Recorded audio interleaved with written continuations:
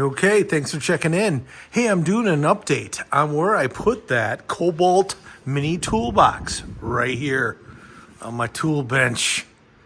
Okay, kind of wraps around, but as you can see, I've been kind of busy with this John boat over here. And for you Ryobi boys, look at all the sea of Ryobi green. Yep, I'm a fanboy.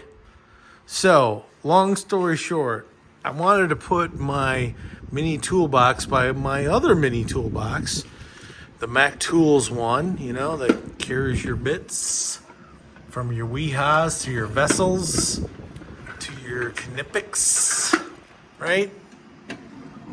I built something that just went on from what I already have here for my quick go-to tools. Very messy, sorry.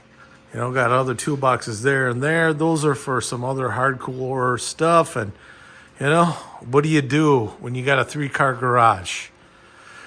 So anyways, I thought I'd make this quick vid and say, yeah, the Kobalt right here works pretty great.